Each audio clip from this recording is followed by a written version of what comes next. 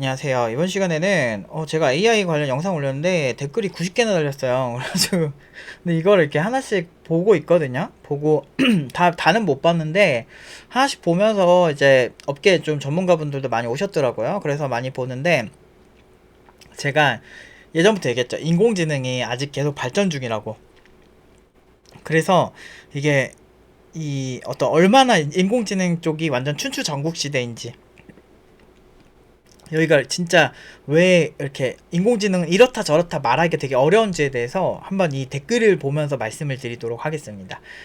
그러니까 보면은 이분 같은 경우는 주한 고메즈라는 님인데, 현직자에게 들은 이야기로는 보통 뽑을 때 석사 뽑는다고 함. 이유가 석사 출신도 널렸는데 굳이 학부생을 뽑을 이유가 있나라고 함. 그리고 보통 다 보면 경력 있는 신입을 원함.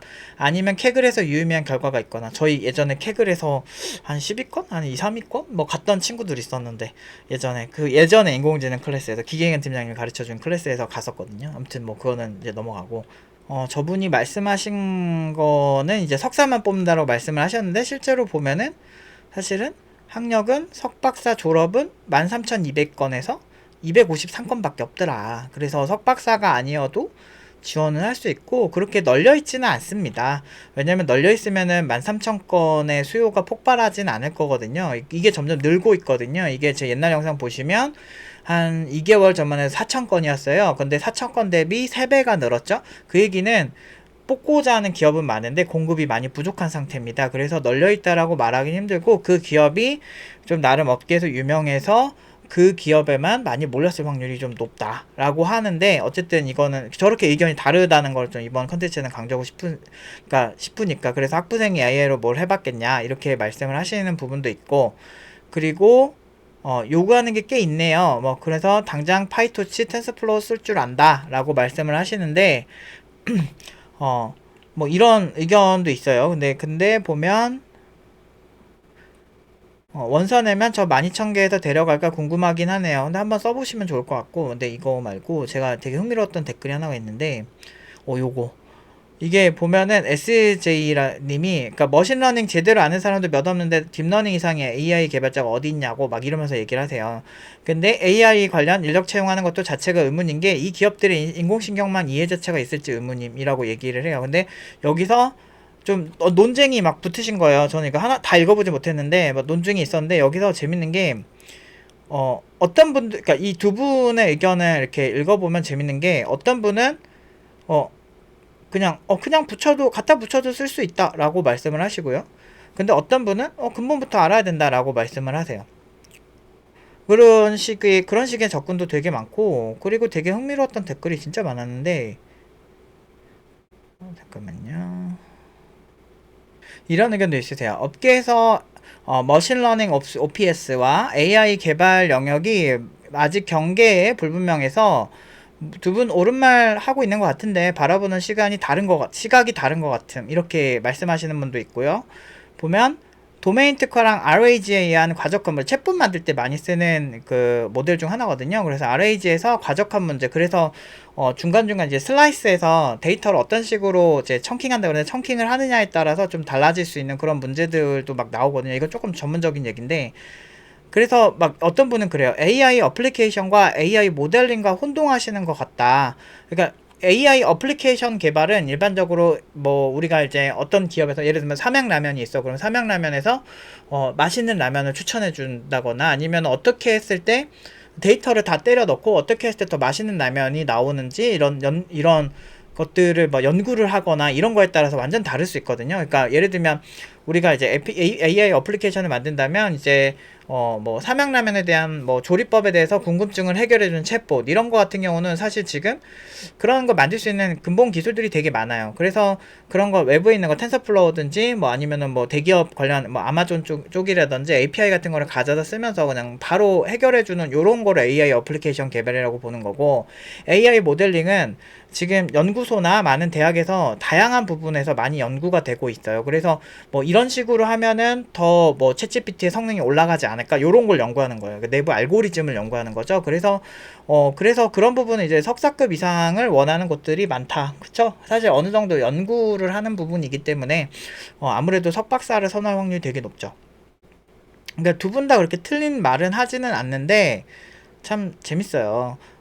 근데 여기에서 어흥님도 이 글도 되게 재밌었는데, 인공신경망 이해가 어렵진 않죠. 유니버셜 어프록시메이션 커널 같은 거 몇 개 정의만 알고 있어도 프리트레인드 잘 썼는데 이거 막 섞었으니까 읽기 힘드네요. 그래서 비전이나 RL은, 그러니까 비전이랑 이거는 강화학습이라는 거예요. RL은 강화학습을 뜻하고요. 그리고 비전은 비전 처리인데, 이거를 조금 더 설명을 드리면, 이제 보통 이제 그 비전 처리라고 하면 우리가 어떤 그 AI도 장르가 많다라고 예전부터 제가 말씀을 드렸죠. 그래서 AI 쪽에도 이제 어떤 이렇게 보는 사물을 어떤 식으로 인지해서 판단을 할 것이냐라는 쪽이 있고요. 그리고 강화학습 쪽은, 이거는 제가 자료로 보여드리겠습니다. 자, 훌륭하게 써 있어요. 기계학습의 한 영역이다. 행동심리학에서 영감을 받았으며 어떤 환경 안에서 정의된 에이전트가 현재 상태를 인식하여 선택 가능한 행동들, 보상을 최대화하는 행동, 혹은 행동 순서를 선택하는 방법이다. 그러니까 머신러닝의 일종이죠. 근데 이것도 디테일 들어가면 사실 더 디테일이 또 달라요. 그 내부에서 세분화된 또 알고리즘 처리가 다르거든요. 그래서 근데 이분의 얘기는 비전이나 그 강화학습은 수학만 아니라 이론도 심도 있게 알아야 되는데, LLM은 뭐 다들 많이 아시겠지만 챗GPT 만든 기술이죠. 근데 그거 거대 언어 모델이라고 하는데, 대형 언어 모델, 거대 언어 모델 뭐 이런 식으로 표현을 하는데, 이런 LLM은 굳이 RAG 최적화도 AI 수학 이론을 베이스로 하기보다 상당히 소프트웨어적으로 처리할 수 있다. 수학 이론을 베이스로 하기보다는. 어. 음. 그쵸. RAG 알고리즘은, 그러니까 AI를 그냥 뚝딱 붙이면 되는 게 아니에요.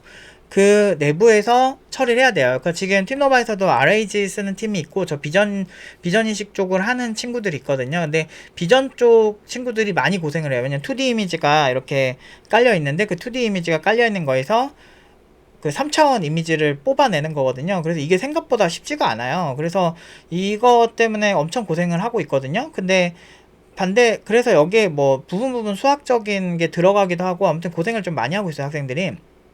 근데 다른 팀에서는 LLM을 쓰고 RAG를 쓰는데, 이 RAG도 사실은 그렇게 마냥 쉽지는 않은 게, 어떤 식으로 데이터를 그 바라보고 어떤 식으로 나눠서 처리를 할 것이냐에 따라서 데이터를 어떤 식으로 가공하는 이런 문제 부분이 좀 신경을 좀 많이 써야 돼요.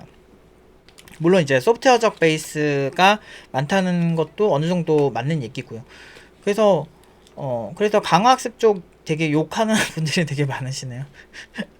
그래서 아무튼 강화학습 쪽은 저희가 지금 팀이 이제 응용 2단계 2개라서 그 2개 팀 위주로 하다 보니까 이제 강화학습 쪽 하는 친구는 없는데, 보통 이제 비전 쪽 많이 했었죠. 예전에 비전 쪽 많이 하고, 요즘 들어서 LLM이나 온디바이스 AI, 지금 그러니까 이거 RAG 쪽을 하는 팀은 지금 크게 봤을 땐 2개를 해요. 그러니까 디바이스에서 이 친구들도 비전 처리하네. 보니까 표정 인식을 하거든요. 그러니까 표정과 관련된 채팅을 만들고 싶어가지고 표정 인식을 해가지고 이 사람의 감정을 읽는 그런 걸 하려고 지금 그 얼굴 관련된 근육에 관련된 공부도 같이 하고 있고, 그리고 이제 그 비전을 어떻게 얼굴 인식을 하는지, 그리고 그거에 따라서 어떻게 감정을 읽을지에 대해서 사실 기존에 나와 있는 논문들도 좀 있기는 한데, 그걸로는 부족해서 얘네도 자체적으로 더 연구도 하고 있어요. 그래서 되게 고생을 좀 많이 하고 있는데, 그래서 이 친구들은 이것도 하면서 RAG 쪽을 하는 친구들이 또 있어요. 그래서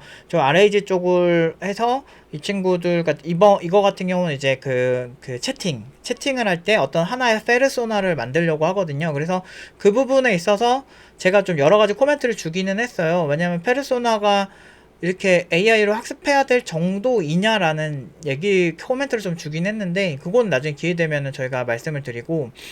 근데 아무튼 그런 식으로 여전히 얘기를 해야 되고 추론해야 되고 해야 될 디테일들이 상당히 좀 많다라는 것 때문에 좀 많이 되게 재밌었어요. 그러니까 아무튼 좀 약간 어려운데 재밌고 정신없고 머리 아프고 그리고 복합적이었습니다. 그래서 이런 식으로 지금 AI가 정형화가 안 돼 있어요. 그러니까 일반적인 소프트웨어는 알고리즘이라고 하면 딱 정해져 있는 틀이 있잖아요. 뭐 보통 어떤 때는 어떤 정렬이 좋고 어떤 뭐 자료 구조만 써도 좋고 뭐 이런 게 좀 있잖아요. 그런데 그게 AI로 갈수록 춘추전국시 된 거예요. 그래서 이분들이 엄청나게 설전을 많이 하시고 논쟁이 되게 많으시거든요. 근데 사실 제가 이걸 보면서도 관점이 다르고 해석이 좀 다르구나. 이분들이 서로 그러니까 어느 정도는 다 아는 거예요. 근데 IT 업계도 그렇거든요.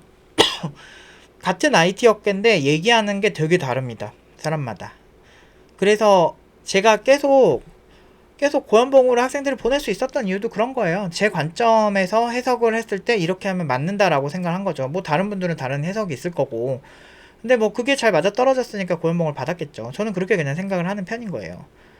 그래서 많은 분들이 그럼 AI를 그럼 하면 어떻게 해야 되나요? 제가 이제 계속 하도 이렇게 많이 얘기를 해가지고 지겨우실까봐 이 영상에는 포함을 안 시켰는데 보통 AI 공부를 하실 때 좀 추천을 하는 공부는 일단 언어를 좀 하셔야 됩니다. 언어를 좀 하셔야 되고 언어 하신 다음에 그 다음에 뭐라 해야 되냐 언어 그 다음에 데이터베이스도 좀 알아야 되고 네트워크에 대한 이해도 알아야 돼요. 왜냐면 물론 이제 온디바이스 AI는 뭐 그 안에서만 하겠지만 근데 데이터를 뭐 주고받는 것도 네트워크고 그리고 분산 처리해가지고 처리하는 경우가 많아요. 사실은 여러분들이 웬만한 그런 어플 AI 관련 어플 있잖아요. 합성 어플 같은 것도 막 재미로 쓰고 그러시잖아요. 그런 것도 되게 큰 컴퓨터에서 한 번에 확 처리해서 빠르게 리턴하는 방식으로 이제 처리를 하기 때문에 이제 분산 서버도 알면 되게 좋고 운영체제 프로그래밍도 좀 알아야 되고 운영체제 프로그래밍이라고 하면은 좀 추상적이니까 윈도우즈라든지 리눅스라든지